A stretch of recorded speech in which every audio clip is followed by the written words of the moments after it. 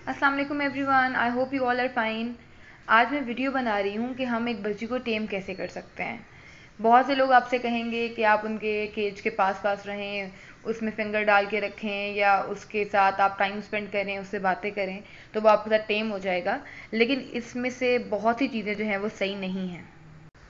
Specially Pakistan में जो budgies हम लोग मार्केट से ख़रीदते हैं या बाज़ार से ख़रीदते हैं, वो आपने देखा होगा कि वो बहुत ज़्यादा जो होते हैं एक साथ होते हैं, जिसकी वजह से जब उसको एक जो शॉपकीपर होता है वो पकड़ भी रहा होता है तो वो भाग रहे होते हैं।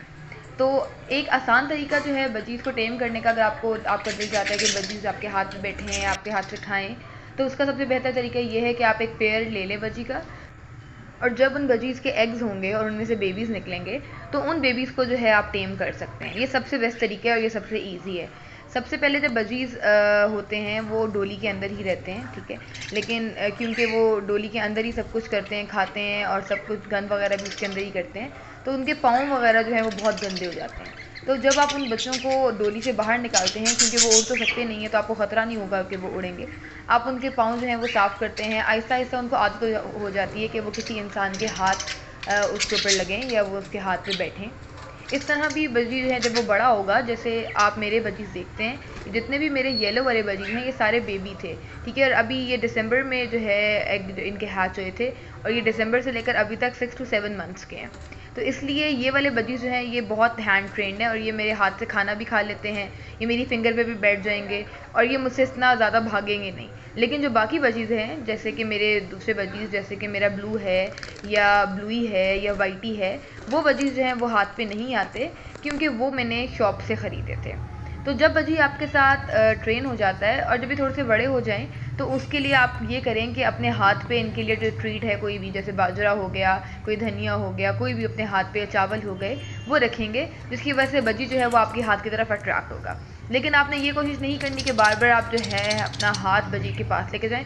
आपने बस अपना हाथ पिंजरे के अंदर डालना है और उसके ऊपर कोई भी चीज़ होगी तो बजी खुद ब खुद जो है वो उसके ऊपर, आपके हाथ के ऊपर बैठेंगे और उस चीज़ को खाएंगे।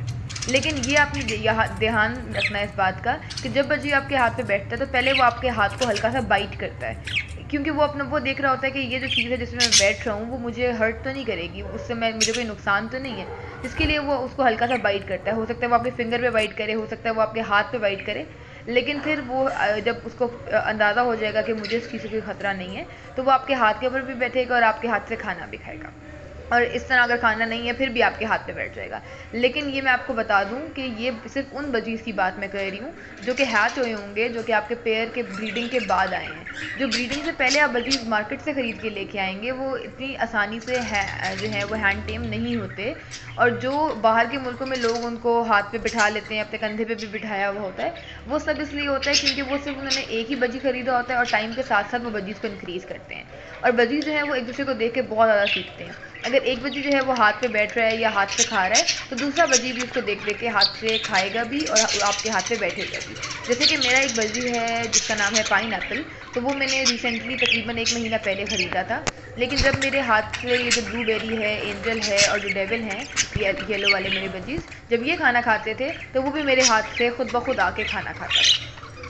तो ये सब तरीका होता है बजी को टेम करने का कि सबसे पहले स्पेशली आपका जो है वो ब्रीडिंग के बाद जो बेबीज़ हैं वो हों, ठीक है। क्योंकि जब वो बिल्कुल स्टार्ट से आपके साथ होंगे तो उनको आदत होगी कि किसी हाथ पे बैठना है हमने, और उनको ये पता होगा कि ये जो हाथ है इससे हमें कोई भी नुकसान जो है वो नहीं पहुंचेगा।